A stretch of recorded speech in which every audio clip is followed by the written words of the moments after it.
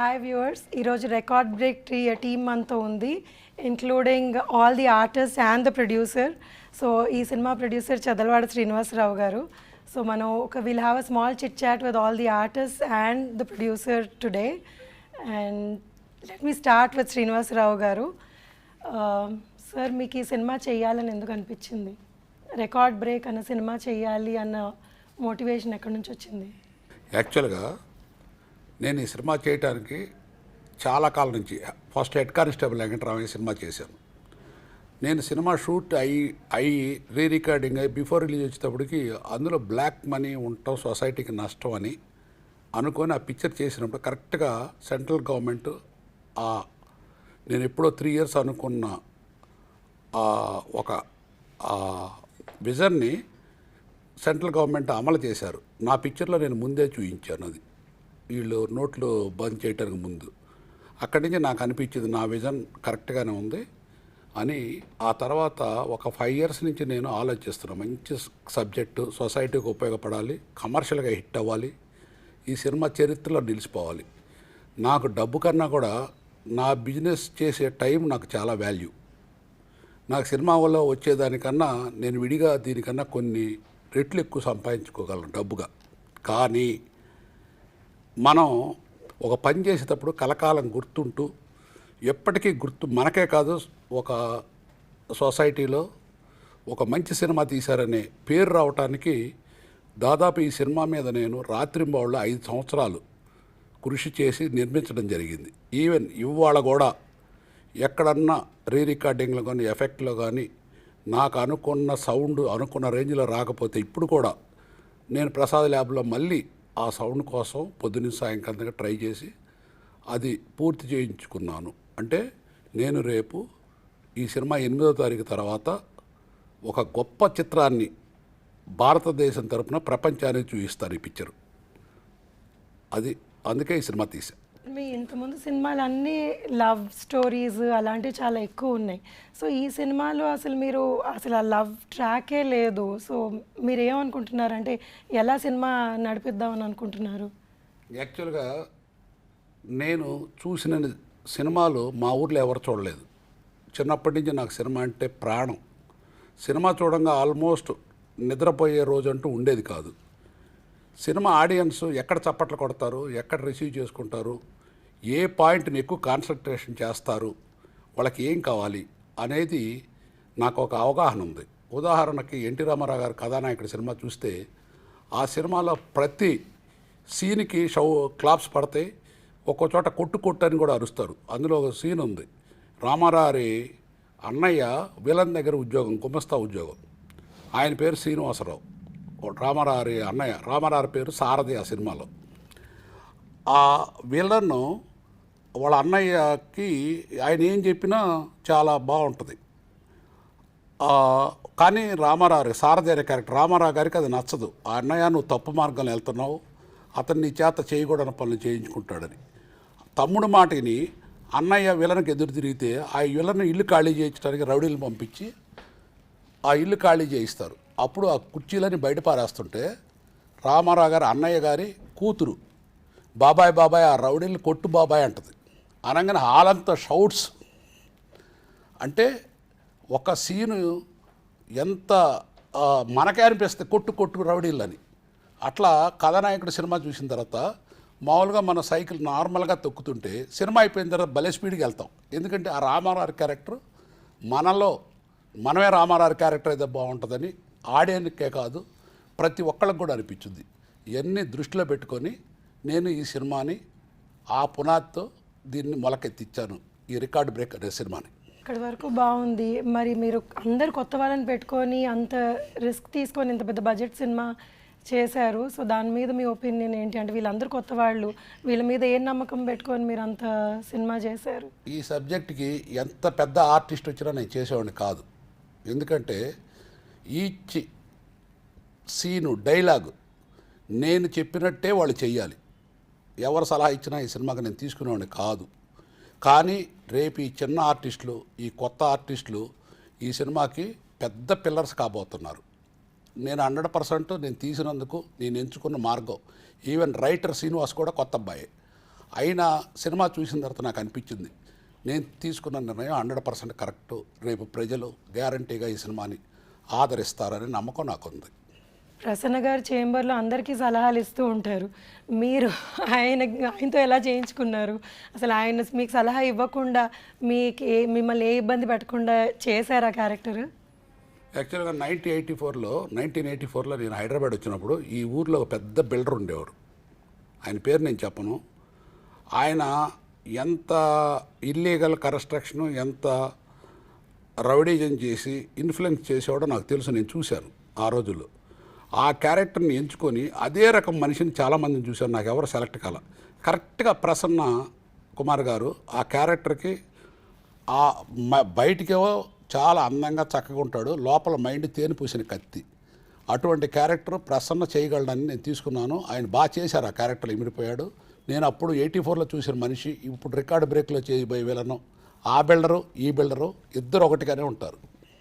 ప్రసన్న గారు మీ దగ్గరకు వస్తాను ఒక నిమిషం. మీకు ఎప్పుడన్నా అనిపించిందా ఏంటి నా చేత ఇలాంటి క్యారెక్టర్ చేయిస్తున్నారు, అసలు ఇప్పుడు తేనె పూసిన కత్తి అని కూడా అన్నారు. సో మీరు అది చేయగలిగారా? అందులోకి మోల్డ్ అవ్వగలిగాను, నాకు ఏ ఇబ్బంది లేకుండా అని ఈజీగా చేయగలిగారా? లేకపోతే ఆయన లేదు ప్రతి షార్ట్కి మీకు లేదు నాకు ఇలా కావాలి అని ఏమైనా ఇబ్బంది పెట్టిన ఇన్సిడెంట్స్ ఉన్నాయా? అంటే అసలు first of all Chadalavada Srinivasa Rao ఆ క్యారెక్టర్ ఇవ్వటమే నన్ను చాలా ఇబ్బంది పెట్టిన విషయం. సో నా ఒరిజినల్ క్యారెక్టర్కి సినిమాలో క్యారెక్టర్కి టోటల్ నాన్ సింక్. కాకపోతే చదలవాడ శ్రీనివాసరావు ఏం చెప్తే అది చేశా. దానిలో నేను చేసింది బాగా చేశాను అని అంటే the credit entire goes to Chadalavada Srinivasa Rao. So మనం ఇక్కడ జనరల్గా ఏంటంటే ఛాంబర్లో కౌన్సిల్ ఇక్కడ ఉంటే మనం ఒకరికి హెల్ప్ చేసే నేచరే ఉంటుంది కానీ ఒకరిని ఇబ్బంది పెట్టే నేచర్ ఉండదు. కానీ ఇక్కడ క్యారెక్టర్లో ఒక విలన్ క్యారెక్టర్, ఒక నెగిటివ్ యాంగిల్లో క్యారెక్టర్, దాంతోపాటు ఒక మున్సిపల్ కమిషనర్ యాంగిల్లో మీరు తిట్టే తిట్లు కూడా నేను భరిస్తూ, ఒక విలన్ని భరిస్తూ ఆ భరించేటప్పుడు కూడా లోపల మానసిక సంఘర్షణ అంటాం చూసారా, మనకి ఇంత కర్మ అవసరమా అని చెప్పి అన్నంత రేంజ్లో ఉంది. కానీ ఆ క్యారెక్టర్ డిమాండ్ మేరకు చదలవాడ శ్రీనివాసరావు ఏం చెప్తే అది, ప్లస్ చదలవాడ శ్రీనివాసరావు ప్రతి పిన్ పాయింట్ కూడా ప్రతిదీ పర్ఫెక్ట్గా అబ్జర్వ్ చేసి దాని ప్రకారం ఆయనకి ఏం కావాలన్న దగ్గర కాంప్రమైజ్ అవ్వకుండా కంపల్సరీ ఇచ్చేస్తారు. సో ఆయన ఇక్కడ ఏంటంటే కథనం అనేది మెయిన్ పెట్టుకుని, సో ఇంతమందిని అంటే ఆయన ఎందుకు స్టార్స్ని పెట్టుకోలేదు అని అంటే అక్కడ పాత్ర కనపడాలి. అక్కడ ఒక హీరోనో లేకపోతే ఒక నోటెడ్ టాప్ విలనో అంటే పలానా విలన్ చేశాడో లేకపోతే పలానా టాప్ హీరో చేశాడో ఈ టైప్లో ఉంటుంది. ఇప్పుడు నిహార్ కపూర్ ఆయన పెట్టుకున్న, ఈవెన్ నాగార్జున గారిని పెట్టుకున్న, అక్కడ వాళ్ళ పాత్రలు కనిపించేటట్టుగా ఆయన ప్లాన్ చేసుకుని అన్ని పాత్రల యాంగిల్లోనే చేసుకుంటూ ప్రతి దాంట్లోనూ ఈవెన్ రికార్డింగ్ మిక్సింగ్ చేసేటప్పుడు కూడా పలానా ఏఆర్ రెహమాన్ గారి థియేటర్లో పలానా సౌండ్ ఇంజనీర్ కావాలంట, ఆ సౌండ్ ఇంజనీర్ అని అనుకుంటే దాని తర్వాత మళ్ళీ ఆ సౌండ్ ఇంజనీర్ క్వాలిటీకి ఏమీ తగ్గకుండా ఆల్రెడీ రాధాకృష్ణ గారు ఎన్నో అవార్డ్స్ వచ్చినాయి, అద్భుతమైన ఇంజనీరు. సో ఆయన మిక్సింగ్ పర్ఫెక్ట్గా చేస్తాడని దగ్గరుండి ప్రతిదీ పిన్ టు పిన్ చెక్ చేసుకుని ఇది ఒక ఆయన బ్రెయిన్ చైల్డ్. సార్ ఇప్పుడు ప్రసన్న గారు అన్నారు, ఇది నేను చాలా సెట్లు చాలామంది అనడం కూడా విన్నాను, ఆయన చెప్పినట్టే చెయ్యాలి, ఆయన ఏది చెప్తే మేము అదే చేసాము, మాకు వీ కెనాట్ డూ, మన ఓన్గా ఏమి చేయలేము. సో ఇదేమన్నా మీరు ఎవరి సలహా నేను తీసుకోను, ఎందుకంటే దీని రెస్పాన్సిబిలిటీ నేనే తీసుకోవాలి అన్నా, లేకపోతే మీ మీద మీకు అంత నమ్మకం ఏమైనా ఉందా? ఎందుకంటే మీ టీంలో అజయ్ కుమార్ గారు, ఆయన మాతృదేవో భవ సినిమా చేశారంటే is a big director and well known director. So ఆయన సలహా కూడా మీరు తీసుకున్నట్టు లేరు. సో మీరు ఎందుకు అంత పర్టికులర్గా నేనే మొత్తం చెయ్యాలి A to Z, ప్రతి ఒక్క చిన్న విషయం, ఈవెన్ ఇప్పుడు మన ఎఫెక్ట్స్లో కూడా ఒక చిన్న క్లాప్ సౌండ్ కూడా మీకు నచ్చినట్టు మీరు చేయించుకున్నారు. సో ఏదన్నా రీజన్ ఉందా మీరు ఎవ్వరి మాట నేను వినను, నేను ఇలాగే చేస్తాను అనడానికి? యాక్చువల్గా ఇప్పుడు గవర్నమెంట్ ఉంటుంది, ఒక యుద్ధం వస్తుంది, ఒకసారి వాళ్ళు హ్యాండ్ ఓవర్ చేస్తారు ఆ క్యాప్టెన్కో లేకపోతే ఆ జనరల్కో యుద్ధం చేసి చూయించండి అని. ఆ తర్వాత గవర్నమెంట్ మాట వాళ్ళు వినరు, కింద సిపాయిలు చెప్పింది వినరు, క్యాప్టెన్ చెప్పినట్టు వినాల్సింది అది. అట్లానే సినిమా ఇండస్ట్రీలో డైరెక్టర్, ప్రొడ్యూసర్ అనే అతను డబ్బులు పెడతారు, బట్ డైరెక్టర్ అనే అతను ఆ కమాండింగ్ ఉంటేనే అది సక్సెస్ అవ్వటానికి ఎక్కువ అవకాశం ఉంటుంది. డైరెక్టర్ ఇంకొకళ్ళ మాటిని, హీరో మాట లేకపోతే ఇంకోళ్ళ మాట వింటే అది so many cook spoil the food లాగా ఉంటుంది.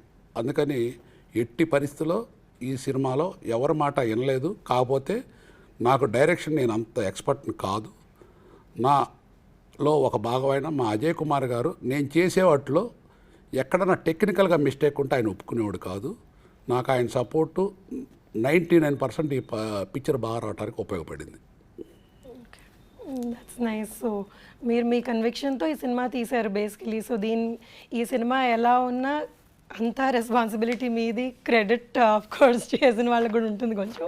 But it's very nice sir. అంటే అంత స్ట్రాంగ్గా అందరి చేత చేయించుకోగలగడం అన్నది చాలా కష్టమైన పని. ఎందుకంటే చాలామంది, కొన్నిసార్లు నేను ఇబ్బంది పెట్టిన విషయాలు ఉన్నాయి, కానీ చాలామంది ఇది బాగుండదేమో అని అంటే ఆ చనువుతోనో కానివ్వండి, లేకపోతే వాళ్ళకున్న ఎక్స్పీరియన్స్ కానీ మీకు ఏదైనా వచ్చి చెప్పడం జరిగేది.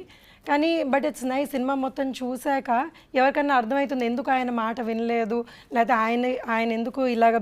ఎందుకంటే మీ విజన్ కాబట్టి ఈ సినిమా అంతా మీ విజన్లో, డైరెక్టర్స్ విజన్లో చూడాలి అన్నందుకు మీరు ఇలా చేశారు అన్నది నాకు అర్థమవుతుంది. Very nice.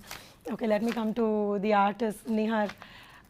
So is there any incident that you can never forget in the movie and మీరు చేసింది మీకు అబ్బో నేను ఇది మర్చిపోలేను, నేను నా కెరియర్లో నేను ఇలాంటిది చేయలేదు, లేకపోతే ఇది నాకు గుర్తుండిపోతుంది అన్నది?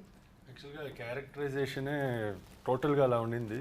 అంటే మామూలుగా నాకు ఫిజికల్ పర్సనాలిటీ చూస్తే మరి విలన్ క్యారెక్టర్స్ ఇలాంటివి వస్తూ ఉంటాయి. బట్ ఇలాంటి యూనిక్ క్యారెక్టరైజేషన్ ప్లస్ ఈ సినిమాలో చాలా నేర్చుకున్నాను నేను. నాకు అది ఒక stepping stone of my not only career but also in life. So అందువల్ల I have to give credit to sir for all that. మీ ఇంతకుముందు అడిగినట్టు he was so perfectionist and disciplinarian. అన్నీ పక్కాగా ఉండాలి, కరెక్ట్గా ఉండాలని. So that I have learned and for me that is actually what I take away from it. Disciplinarian అన్న వర్డ్కి నేను ప్రసన్న గారిని అడుగుతాను. Sir, what does he mean by disciplinarian? అంటే ఆయన అనుకుంటే అనుకున్నట్టు. ఇప్పుడు ఆయన ఒక రోజున ఇప్పుడు ఒక షూటింగ్ చేస్తా అంటే జిమ్మి ఆ రోజు అవసరం లేదని అనిపించింది ఒకటి. అలాగే ప్రాపర్ ఫుడ్ పలానా ప్లేస్లో తీసుకురండి ఏదైనా అంటే అది ప్రొడక్షనల్ సరికి తీసుకురాదు. దాంతో ఆయనకి నష్టం వచ్చినా సరే ఆయన డిసిప్లిన్ తప్పేటట్టయితే కాదు అని చెప్పి ప్యాకప్ అన్నారు. ఆ ప్యాకప్ అని అంటే ఏమంటే నేను జిమ్మి వాళ్ళ దగ్గరికి వెళ్తే సరే ఇంతకాలం మాకు ఆయన అవకాశం ఇచ్చారు, సో ఇవాళ ఒక రోజుకి ప్రాబ్లం ఉంది, అవసరమైతే మేము ప్యాకప్ చెప్పుకొని మేము పైసా తీసుకోకుండా వెళ్ళిపోతామని అనగానే ఆ విషయం ఆయనకి తెలిసి వాళ్ళ తప్పు లేకుండా వాళ్ళు ప్యాకప్ చెప్పుకొని వెళ్ళిపోవటం ఏంటి, నో నేను చేస్తానని చెప్పి, అంటే వాళ్ళు బేటాలకి రాకపోతే అది తప్పు అని చెప్పి ఆయన ఒక పాయింట్ ఆఫ్ వ్యూలో ప్రొడక్షనల్ సరిగ్గా చేయలేదని పాయింట్ ఉండి మళ్ళీ ఇటు కార్మికులు ఇబ్బంది పడుతున్నారనే ఇదిలో మళ్ళీ ఆయన ఆ కార్మికుల కోసం ఆ డిసిప్లిన్ తప్పి ఇమ్మీడియట్ ఆయన షూటింగ్ చేశారు. మార్నింగ్ నుంచి నైట్ వరకు చేశారు. దాదాపు నైట్ ఆ రోజున ఫైనల్ సీన్లో కూడా ఒక విలన్కి ఇంకొకళ్ళతో పరిచయం అనేది రివీల్ చేస్తూ ఒక బెంచ్ కార్లో వచ్చే ఒక సీన్తో ఫినిష్ చేసి పర్ఫెక్ట్గా మార్నింగ్ నుంచి ఎండ్ వరకు పర్ఫెక్ట్గా చేశారు. డిసిప్లిన్ అనేది ఆయన మైండ్లో ఉంటుంది. డిసిప్లిన్తో పాటు కార్మికుల శ్రేయస్సు అనేది వీళ్ళందరిది కూడా ఇప్పుడు ఆయన మైండ్లో ఉంటుంది. బిజినెస్ కూడా ఉంటుంది అయితే, అంటే అన్ని కరెక్ట్గా యూజ్ చేసుకుంటే అంటే కాక బేసికల్లీ ఏంటంటే ఆయన అంటే సినిమాల్లో ఎంత సంపాదించారు ఏంటి అనేది పక్కన పెడితే ఆయన వుడ్ కట్టింగ్లో ఆ వుడ్ చిత్రి అనేది ఆయన మీద పడతా ఉంటే అదేదో మల్లెలు ఏదో వర్షం కురిస్తే ఎంత ఆహ్లాదంగా పొందుతామో ఆయన ఆ చిత్రి మీద పడుతున్నప్పుడు ఆయనలో ఒక కార్మికుడు నిద్రలేగిస్తాడు, ఒక కార్మికుడుగానే ఫీల్ అవుతాడు కానీ ఒక యజమాని లాగా ఫీల్ అవ్వడు.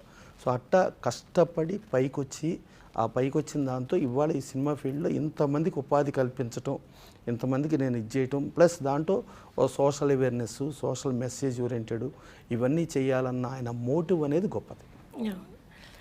వుడ్ అన్నారు, ఆ వుడ్లో సహాయపడేది మన నాగార్జున గారు.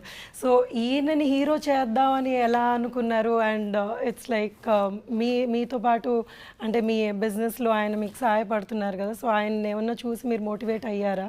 సో ఎలాగ ఆయనని హీరో చేద్దామని అనుకున్నారు మీరు? యాక్చువల్గా నేను నా ఫ్రెండ్ అజయ్ వాళ్ళ ఇంట్లో కూడా మీ ఇద్దరికి కలిసినన్నిసార్లు వాళ్ళ ఇంట్లో అన్నం తిని ఉండరు. నేను మా ఇంట్లో కూడా నేను కలిసినన్నిసార్లు మా ఫ్యామిలీతో తినలేదు. అజయ్ నా అమ్మట లేకపోతే నాకు ఒక లోటుగా ఉంటుంది. మీ ఇద్దరు చెట్టు కింద కూర్చొని ఏదో మాట్లాడుకుంటుంటే ఇతను మన నాగార్జున వాళ్ళ బ్రదర్ ఇద్దరు నడుచుకుంటూ వెళ్తుంటే ఇద్దరు ఒకే టైప్లో ఉన్నారు. నాకు అప్పుడు ఆలోచన వచ్చింది, ఓ వీళ్ళు ఇట్లా ఉన్నారు, వీళ్ళనే బ్యాక్గ్రౌండ్ సబ్జెక్ట్ ఎందుకు తయారు చేయకూడదని అజయ్ నేను అనుకొని దానికి తగ్గట్టు వాళ్ళు ఇంత పర్సనాలిటీ బాగున్నారు, ఇంత పర్సనాలిటీ మనుషులు దేనికి ఉపయోగపడతారు వీళ్ళు అని దృష్టిలో పెట్టుకొని మేము కథ తయారు చేసుకున్నాం. కథ తయారు చేసుకున్న తర్వాత మా బాబు సినిమా గ్యాంగ్స్టర్ గంగరాజులో నిహార్ని చూశాను. నిహార్ అంటే జయసుధ గారు అంటే ఆవిడ మా ఇంట్లో మా కుటుంబంలో ఒక సభ్యురాలు ఆవిడ, ఇప్పుడు ఎప్పటికి కూడా. వాళ్ళ అబ్బాయి ఇంకా నా చేతుల పని ఇది. అందుకని నేహార్ని వాళ్ళు అడిగే పని లేదు. నా నేహార్ని వచ్చి నుంచి నిన్న ఢిల్లీలో ఉన్నారు, నేను చెప్పి పెళ్లి పాపం వాళ్ళది, అయినా సరే వదిలేసి పరిగెత్తుకొచ్చారు. ఇక నాకు ఆ చనువు ఉంది వాళ్ళ దగ్గర. అందుకని వాళ్ళ కోఆపరేషన్తో ప్లస్ రగ్ద, ఇంకా అమ్మాయిని ఎంత చెప్పినా తక్కువ. అమ్మాయి జయసుధ గారు అంత ఆర్టిస్ట్, అమ్మాయి గురించి కూడా ఇప్పుడు జయసుధ గారు అంత ఆర్టిస్ట్ ఆ అమ్మాయి. వాళ్ళిద్దరు కూడా చాలా బాగా చేశారు. అర్థమైందా?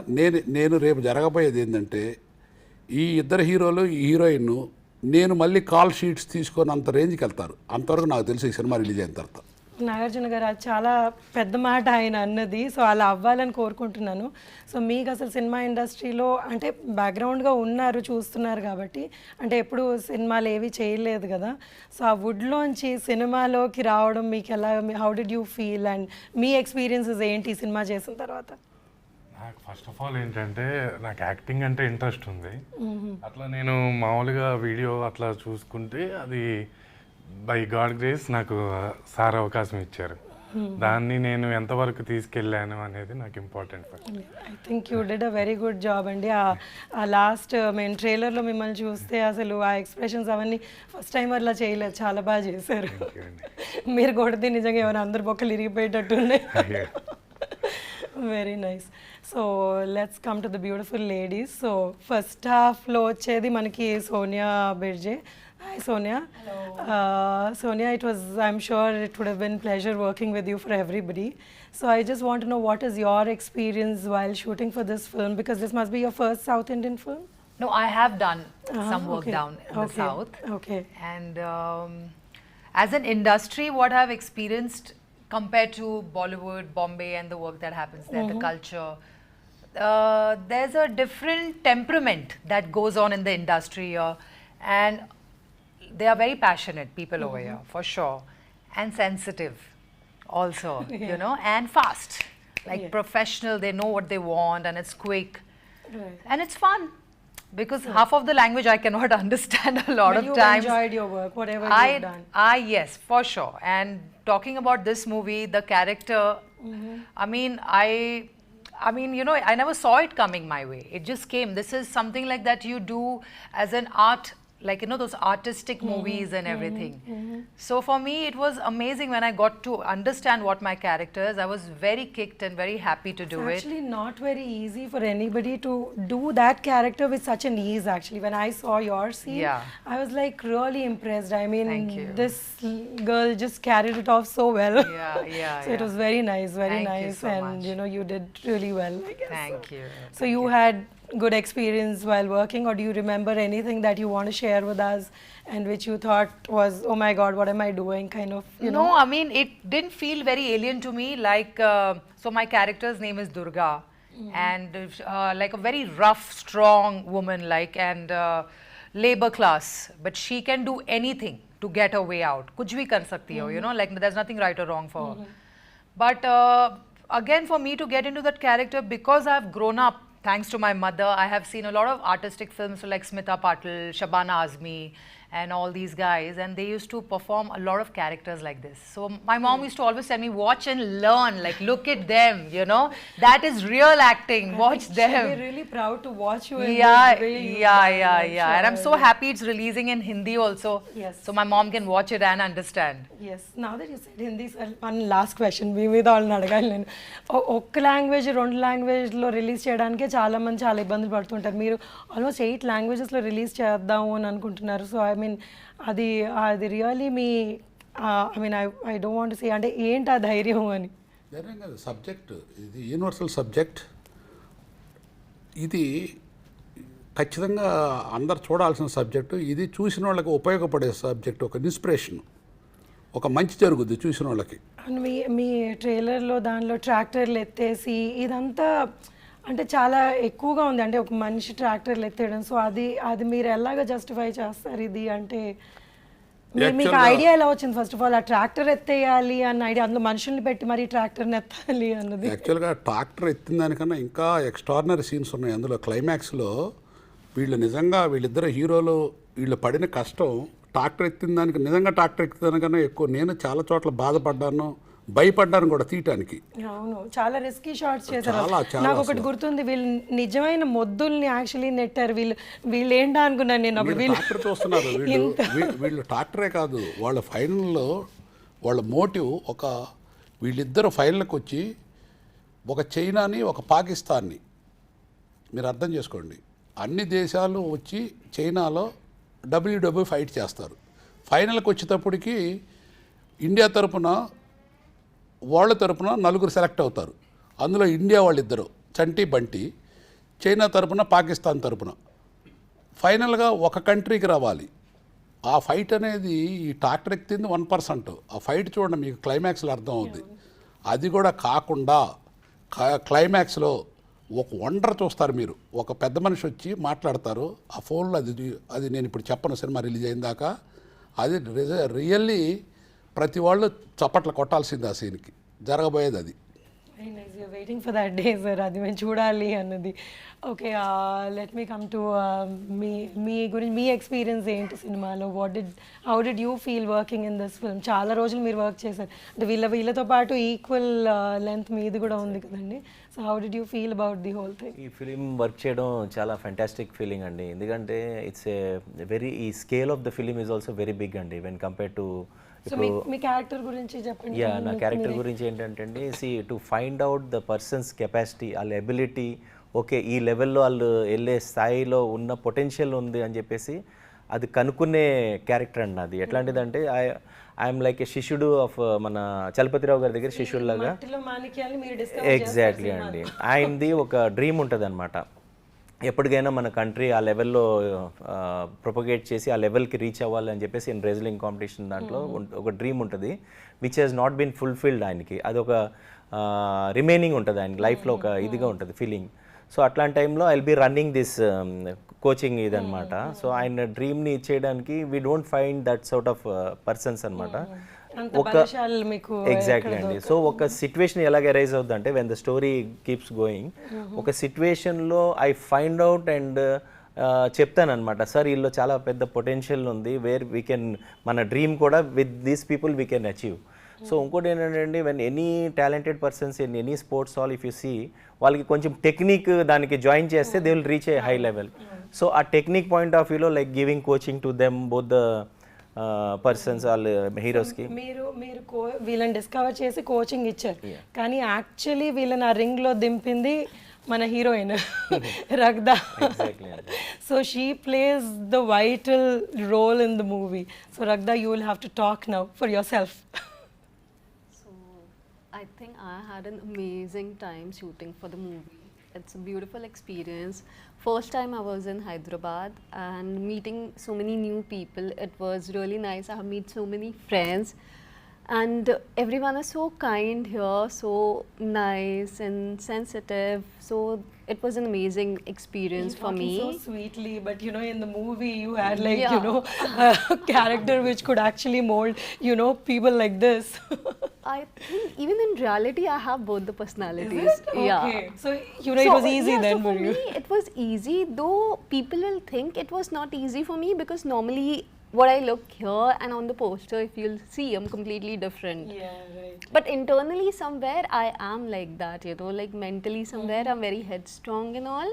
Though I have this nice side also, but I have a very headstrong, like a strong personality as well. So I could connect to the character somewhere. It's a very intense character and you are playing my mother. For so somebody you know it, yeah. I always feel like the mother. So most of the scenes we had together and you know how intense the character is, right? Yes. So for me the most surprising part was because you're from Mumbai or North India basically, and I knew there were days when you were just asked to just come into the scene and this is what it is and just start acting, but you carried it off so well. I mean, how did you even manage that? because it's not that easy for somebody who doesn't understand the language. First of all, they're like ratifying the dialogues, and then I'm sorry I'm using that word, they're memorizing the dialogues, but then you could manage to do both very well. So were you like really so focused, or what is it? I mean, or are you like this? I think it's all the years of your the journey of as an actor, So basically, I have been into modeling and I have been acting, I have been giving auditions. It's all a journey where you learn a lot of things. Initially, I had the language problem for sure, and even with the face, I have this thing where I can't recognize people by face. I get confused. So everyone was similar, same. Like I couldn't even remember the names. But thank God, Nihar, Naga, Arjuna, they all have helped me because they have been, translating. You can't think they are similar because nobody can match them. Yeah. But they have been, translating me. If I'm getting a scene, I'll be like, can you please explain me in Hindi? And So they were please tell nice. me. I mean, they were were good very co-stars. supporting, very supportive. Okay, So, that's really nice. You worked as a even team. on the set, like the camera is ready, the shot is ready, and I'm still confused because of the language. But they used to help me. I'm like, please just explain me, like what exactly the scene You did is. so well. You never look confused in any of the Because scenes. once I get to know the scene and the gist of it, because normally when I have taken the acting workshops and I've given so many auditions and all, most of the time when you go, and even for the ad industry and all, when you give auditions and all, it's very random. Like they give you the script, you just perform. So I have been so trained with that technique that it was, I think now when I connected, I was used to of that thing maybe. So what you asked, how I did that, maybe it could be because of that. Yeah, see, it's always a learning experience, and knowledge is something which will help you somewhere else. So that's nice. So Ragda, how did you land this role? So as I told you, like I've been into modeling, I've been with an agency, I've been signed up with an agency, and then this other agency also, which I was working with. So the work came to me through them. So I got a call in the morning, and I was out for an audition actually that day. So I told the manager, I'm out for an audition. Let me get back home, and then I can do a conference, like a video conference call.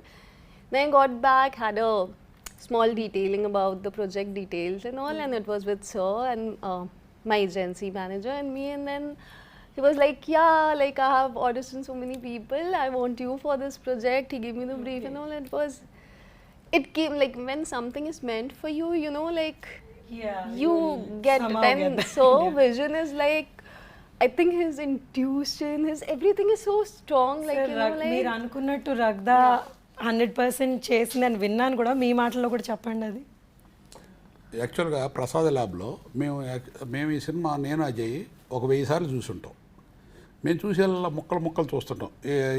ఒక scene లేకపోతే ఒక effects ఇట్లా అనుకుంటాం. ముందు trailer తయారు చేద్దాం అని చెప్పి తయారు చేయించాం. సరే తయారు చేయించిన తర్వాత అజయ్కి నాకు నచ్చింది, బాగానే ఉంది అనుకున్నాం. ఒకరోజు ఫైనల్ ప్రోడక్ట్ మేము మామూలు చిన్న దాంట్లో చూస్తాం టీవీలో. ప్రసాద్ ల్యాబ్లో 70mm థియేటర్లో చూద్దామని చెప్పి మేము ఒక ఫస్ట్ షాట్ నేను ఒక్కడనే వెళ్ళాను. వెళ్తే అక్కడ ప్రసాద్ ల్యాబ్లో చాలామంది, ఒక 20 మంది డైరెక్టర్లు, పెద్ద డైరెక్టర్స్, గొప్ప డైరెక్టర్స్, చాలా సినిమాలు తీసిన డైరెక్టర్స్ ఉన్నారు. వాళ్ళు నేను వచ్చానని చెప్పి జస్ట్ కలిస్తే ఒకసారి ట్రైలర్ చూస్తానికి వెళ్తున్నానంటే రండి నేను ఊరికి క్యాజువల్గా పిలిచాను. నేను వాళ్ళని పిలిచిన తర్వాత వాళ్ళు ఆ ట్రైలర్ చూసి, రగ్దా యాక్షన్ చూసి, ఏళ్ళ యాక్షన్ చూసి అయిపోగానే ఆల్ డైరెక్టర్స్ వాళ్ళందరికీ వాళ్ళు నించొని చప్పట్లు కొట్టారు ఈ ట్రైలర్కి. దాన్ని బట్టి నాకు అర్థమైంది ఈ సినిమా వీళ్ళు ఎంత బాగా చేశారు అనేదానికి. ఇంకా దానికి ఒక సీనియర్ యాక్టర్స్ వాళ్ళ ప్రొఫెషన్ వాళ్ళు చేస్తారు, కానీ ఈ క్యారెక్టర్స్లో వీళ్ళు లీనమైపోయి నేను అనుకున్న దానికన్నా బాగా చేశారు. ప్రసన్న గారు, మీరు అంటే సార్ గురించి ఏమైనా చెప్పదలుచుకున్నారా? అదే ఆయన ఒక డెడికేటెడ్గా ఒక అంకిత భావంతో ఆయన పర్ఫెక్ట్గా ఉంటారు. ప్లస్ బాగా డిసిప్లిన్ ఉండాలి. ఎట్ ద సేమ్ టైం ఎవరైనా ఆయన మూలంగా ఇబ్బంది పడుతున్నారో, లేకపోతే ఎవరైనా ఆయన నుంచి సహాయం ఆశిస్తున్నారో, లేకపోతే అది ఆయన ముందే గ్రహించి వాళ్ళందరికీ చేసే ఒక సేవా తత్పరత ఆయనకు బాగా ఎక్కువగా ఉండి ఆయన ఇంకోటి ఏంటంటే బిచ్చగాడు అనే ఒక సినిమా చూశారు. సినిమా చూసి ఇండస్ట్రీలో అందరూ చూశారు, అందరూ ఇది పనికిరాదు అని వదిలేసారు. ఆ టైంలో ఆయన ఆ బెచ్చగాడిని తీసుకుని వచ్చి దాన్ని రిలీజ్ చేశారు. రిలీజ్ చేస్తే ఫస్ట్ 6 డేస్కి 7th డే ఒక పెద్ద సినిమా వచ్చింది. పెద్ద సినిమా రాగానే ఆ బెచ్చగాడు అన్ని చోట్ల తీశారు. 7th డే ఆ పెద్ద సినిమా రిలీజ్ అయ్యి మార్నింగ్ షో అవ్వగానే మ్యాట్నీకి మెల్లగా బెచ్చగాడు వేయటం మొదలెట్టారు. First show second show continue బెచ్చగాడు చేసి అట్టా 100 డేస్ ఎవ్రీ వీక్ ఒక పెద్ద సినిమా వచ్చినా, పెద్ద సినిమాలు వచ్చినాయి వెళ్ళిపోయినాయి. అంటే ఆయన ఆ బెచ్చగాడిని ఆయన రిసీవ్ చేసుకునే విధానం కంటెంట్ బేస్లో రిసీవ్ చేసుకున్నారు. సో దాంట్లో క్యాస్టింగ్ ఎవరికి తెలియదు, ఎవరికేం సంబంధం లేదు. బట్ ఆ కంటెంట్, ఆ మదరు, ఆ సన్ను, మదర్ కోసం ఆ సన్ను పడే తాపత్రయం, సెంటిమెంట్ అన్నది ఆయన బాగా కనెక్ట్ అవుతారు అని. బికాజ్ ఈ సినిమాలో కూడా చాలా మటుకు మదర్ సెంటిమెంట్. అసలు సినిమా అంతా అంటే లవ్ లేదు అనలేము actually, but then this is a love story about mother children, ఆ బాండింగ్, ఇలాంటి స్టోరీ ఇది. So it's not necessarily a boy and a girl following in love, కానీ ఈ స్టోరీ అంతా లవ్ బేసే ఉంటుంది. ఈ అమ్మాయి ఒక తల్లిగా వీళ్ళని ఎంత ప్రేమించి వాళ్ళని ఎంత మోటివేట్ చేస్తుందో అన్న స్టోరీ ఇది. ఇది అద్భుతమైన story. So I'm just waiting for the movie to release and you know ఇలాంటి కంటెంట్ ఉన్న మూవీస్ చూడాలి అని నేను చాలా హోప్ చేస్తాను. ఏంటంటే మదరు సన్ను సెంటిమెంట్తో పాటు దైవత్వం కూడా దాంట్లో చాలా పెద్ద బేస్. అలాగే ఈ సినిమాలో కూడా దైవత్వం అనేది కూడా మెయిన్. అంటే ఒక శివుడి దగ్గర ఉండి 2 పిల్లలను కని ఒక తల్లి అక్కడ చనిపోతే ఆ బిడ్డలకి శివుడే తండ్రిగా, శివుడే ఇదిగా ఉండి శివుడే క్యారీ చేస్తూ ఉండే విధానం. అంటే ఆ దైవత్వం యాంగిల్ ఉంది. ప్లస్ ఇంకోటి ఏంటంటే సామాజిక స్పృహ యాంగిల్లో రైతుల సమస్యలు దాన్ని టచ్ చేశారు. ప్లస్ అనాథలైన వాళ్ళకి ఎవరు దిక్కు అంటే దేవుడే దిక్కు అనుకుంటా. అలాంటి అనాథలు వాళ్ళల్లో ఉన్న ఒక స్కిల్ని కనిపెట్టి వాళ్ళని ఒక వరల్డ్ రెజ్లింగ్ ఛాంపియన్స్గా, అంటే మనం ప్రతి ఒక్కడు భారతీయుల్లో కూడా మనకు ఏదైనా గౌక్కుని ఒక క్రికెట్ మ్యాచ్ వచ్చినా, ఇంకోటి వచ్చినా, ఒక ఇండియా పాకిస్తాన్ వచ్చిందంటే ఇండియా గెలవాలి అనేది ఒక ఎమోషన్ ఆటోమేటిక్గా క్యారీ అవుతుంది. సో ఆ ఎమోషన్ క్యారీ చేసేందులో ఒక ఇండియా, చైనీసు 2 ఫైటర్స్ని అక్కడ పెట్టుకుని ఇటు ఇండియన్స్కి సంబంధించిన రెజ్లింగ్, అంటే పాకిస్తాను చైనాని కొట్టే ఆ ఇండియా సెంటిమెంట్ ప్రతి ఒక్కడు భారతీయుల్లోనూ ఒక కసి, గెలవాలి అని. ఆ గెలిసే ప్రదర్శనంలో వీళ్ళు ఒక స్టేజ్లో చిన్నగా ఓడిపోతారేమో అని అనుకుంటే దాంట్లో కూడా దైవత్వం మిక్స్ అవ్వటం, దాంతో కూడా వీళ్ళు ఒక ఎబిలిటీ చూపించి ఫైనల్గా వాళ్ళు కొట్టడం, అంటే ప్రతి భారతీయుల్లోనూ రోమాలు ఎక్కబడుచుకునేటట్టుగా ఉండే ప్రతి కంటెంటు దీంట్లో ఉంది. అలాంటి నెంబర్ ఆఫ్ ఐటమ్స్ అన్నిటికీ పెట్టుకుని ఆయన ఒక రికార్డ్ బ్రేక్, అంటే ఒక భారతీయులు వెళ్ళి చైనాని పాకిస్తాన్ని కొట్టి వాళ్ళ ఛాంపియన్స్గా వాళ్ళు ఇది చేయటం. ప్లస్ ఆయన విజన్లో చూసుకుంటే ఇప్పుడు ఈయన సినిమా తయారు చేసుకున్న కానించి, సినిమా తీసిన కానించి కొన్ని ఒక ప్రైమ్ మినిస్టర్ ఒక అప్రిషియేట్ చేసే ఒక సీన్ ఉంటుంది. ఆ సీన్ కూడా ఈయన పెడతాం జరిగింది. దాని తర్వాత ఇండియా ఒక మెడల్ గెలిస్తే same prime minister same appreciation జరిగింది. అంటే ఈయన విజన్లో ఎప్పుడో 2-3 years బ్యాక్ ఈయన విజన్ అనుకున్నదే 3 years తర్వాత నిజమైంది. సో అలా విజనరీగా ఒక డైరెక్టర్గా ఆయన ఎంతసేపు ఏంటంటే ఇది ఒక యజ్ఞంలాగా భావించి ప్రతి పిన్ పాయింట్ ఎక్కడుండే ఏది కాంప్రమైజ్ అవ్వకుండా అలా చేయటం, అలా మల్టిపుల్ ఫ్యాక్టర్స్, అంటే కమర్షియల్గా ఎమోషన్ క్యారీ అవుతూ ప్లస్ ప్రతి ఇదిలోనూ ప్రతి ప్రేక్షకుడికి రీచ్ అయ్యేటట్టుగా అన్నీ కళ్ళగలిపిన ఒక అద్భుతమైన ఉగాది పచ్చడి లాంటి సినిమా రికార్డ్ బ్రేక్. ప్లస్ దీంతోపాటు మహాశివరాత్రి అంటే భారతదేశం మొత్తం ఆ శివుడు ఆ మహాశివరాత్రి మార్చి 8వ తారీఖు రిలీజ్ డేట్ ప్లాన్ చేసుకుంటంలో కూడా అది మిక్స్ అయి ఉంది. ఇవాళ దేశమంతా ఇవాళ జై శ్రీరామ్ అని, హనుమాన్ అని ఈ టైంలో వెళ్తూ ఉంటే ఈవెన్ సినిమాలో డైలాగులో కూడా ఆ హనుమంతుడు ఉంటాడని చెప్పే డైలాగులుగా కానీ అంతా చూసుకుంటే ఇవాళ భారతీయులందరికీ కావాల్సిన ఆల్ ఎమోషన్స్ని క్యారీ చేస్తూ చదలవాడ శ్రీనివాసరావు ఇక ప్రతి సెకండ్ దీని మీదే ఆలోచిస్తూ ఈ పిక్చర్ని తయారు చేయడం జరిగింది. తయారు చేసిన తర్వాత డెఫినెట్గా దీంట్లో ఆ పాత్రలే కనిపించేటప్పుడు ఆ కథనంలో హీరోగా భావించి ఆయన చేశారు కాబట్టి ఆయన యజ్ఞం 100% సక్సెస్ అవుతుంది. సార్ ప్రసన్న గారు అన్నట్టు ట్రైలర్ చాలా సక్సెస్ఫుల్గా లాంచ్ చేశారు. లాంచ్ చేసే టైంలో మీరు ఇంకో 5 సంవత్సరాలు నేను చేస్తానేమో అన్నట్టు ఒకలాంటి మాట మాట్లాడారు. సో మీరు ఒకవేళ ఈ 5 సంవత్సరాలు సినిమాలు చేశారనుకుంటే ఎలాంటి సినిమాలు చేయాలని అనుకుంటున్నారు? దానికి ఏమైనా మీకు విజన్ ఉందా ఆల్రెడీ? యాక్చువల్గా నా ఫస్ట్ నుంచి కూడా ఒక సంపూర్ణ మానవుడిగా పుట్టినప్పుడు ఏదో ఒక గొప్ప పని చేయాలనేది నా కోరిక. దానికి ఇన్స్పిరేషన్ రామోజీరావు. పుడతాం, పెద్ద అవుతాం, చనిపోతాం, చనిపోయిన తర్వాత గుర్తుండాలనేది నా కోరిక. నేను టింబర్లో చాలా కింద స్టేజ్ నుంచి ఇదిగో ఈ హీరోలు మీరు చూస్తే అర్థమవుద్ది. ఈ హీరోలు ఎంత స్ట్రగుల్ పడ్డారో ఈ సినిమాలో. నేను చిన్నప్పటి నుంచి ఆ రేంజ్ నుంచి ఇవాళ రావడానికి కారణం నా కష్టం. నేను కష్టపడ్డాను కాదు, భగవంతుడు నా చేత నాకు ఈ క్యారెక్టర్ ఇచ్చారు. ఇంకా చెప్పాలంటే మనం పుట్టక ముందు ఎవరికి పుడతామో తెలియదు, ఎప్పుడు పుడతామో తెలియదు, ఏ కులంలో పడతామో తెలియదు, ఏ మతంలో పుడతామో కూడా మనకు తెలియదు. మనం పుట్టిన తర్వాత మనం ఏమి చేసాం, సంపూర్ణ మానవుడిగా పుట్టిన తర్వాత మనం ఏం చేసాం అనేది మనకు తృప్తి ఉండొచ్చు. ఎవరు అప్రిషియేట్ చేయాల్సిన పని లేదు. మనం చేసేదేదో మనకు 100% తెలుసు, తప్పో రైట్ అన్నీ తెలుసు అందరికీ. కాకపోతే నటిస్తాం. కాకపోతే అది లేకుండా మనస్ఫూర్తిగా నేను ఈ సినిమాని చేయటానికి కారణం ఒక చిన్న నిర్మాత. నేను యాక్చువల్గా నేను పెద్ద సినిమాలు చేయగలను కానీ నేను చేయను. నా ప్రిన్సిపల్స్కి విరుద్ధం అది, నేను చేయను. ఎందుకంటే చిన్న వాళ్ళని ఒక 10 నేను లైలా సినిమా తీస్తే అందులో ఈ చిన్ని కృష్ణ అనే అతను నా దగ్గర ఫస్ట్ చేరాడు. ఇవాళ ఆయన పెద్ద మహావృక్షం అయిపోయారు. అట్లానే ఈమంది రామారావు గారు కూడా ఆ సినిమా డైరెక్టర్. అట్లానే విజయభాస్కర్ అని చాలామంది ఆర్టిస్టు. నేను తీసిన ఒక చిన్న సినిమా వలన ఇవాళకి కొన్ని కుటుంబాలు బాగా స్ట్రాంగ్ అయిపోయినాయి. ఈ సినిమా కూడా నేను పెరిగినా సరే నా భావాలు మార్చుకోదలుచుకోలేదు. ఏదన్నా ఒకళ్ళకి మనం చెట్టు విత్తనం పెట్టి నీళ్లు పోస్తే అది మహావృక్షం అయితే చూసి సంతోషిస్తూ నాకు ఇష్టం. అంచేత అదే దృక్పథం తీశాను ఈ సినిమాని. బట్ ఈ సినిమా 100% ఏ సినిమా వచ్చినా సరే ఈ సినిమా నెంబర్ 1 అవుద్ది అనేది నమ్మకం నాకు ఉంది. ఈ భారతదేశంలో ఏ సినిమా వచ్చినా సరే ఈ రిలీజ్ మీద అంత గొప్ప నమ్మకంతో నేను తీసాను. ఎందుకంటే ఇవాళ వరకు యాక్చువల్గా నిన్నటి వరకు ఈ సినిమా ఉందని ఇండస్ట్రీలోనే ఎవరికి తెలియదు. కానీ ఇది బయటికి వెళ్ళిన తర్వాత రోజు రోజుకి ఇది పెరిగి ఆంజనేయ స్వామిలాగా పెరుగుద్ది తప్ప ఇది తగ్గదు. ఈ సినిమా రేపు రిలీజ్ అయిన తర్వాత కూడా అంతే అవుద్ది. నేను ఇదిగో ఒక ఇండస్ట్రీకి మంచి టెక్నీషియన్స్ ఈ సినిమాలో పనిచేసిన వాళ్ళందరూ ఒకళ్ళ మించి ఒకళ్ళు పనిచేశారు. ఆర్టిస్టులు ఒకళ్ళ మించి ఒకళ్ళు పనిచేశారు. హీరోలే కాదు, ఈవెన్ స్పోర్ట్స్ మాస్టర్ పనిచేసిన ఆయన నిజంగా స్పోర్ట్స్ మాస్టర్గా ఉంటారు ఈ సినిమాలో. తర్వాత సత్యకృష్ణ గారిని ఒక అమ్మాయి ఉంది. ఆ అమ్మాయి చాలా సినిమాల్లో చేస్తుంటుంది. బట్ ఆ అమ్మాయి బాడీ లాంగ్వేజ్కి తగ్గ క్యారెక్టర్ ఈ సినిమాలో ఉంది.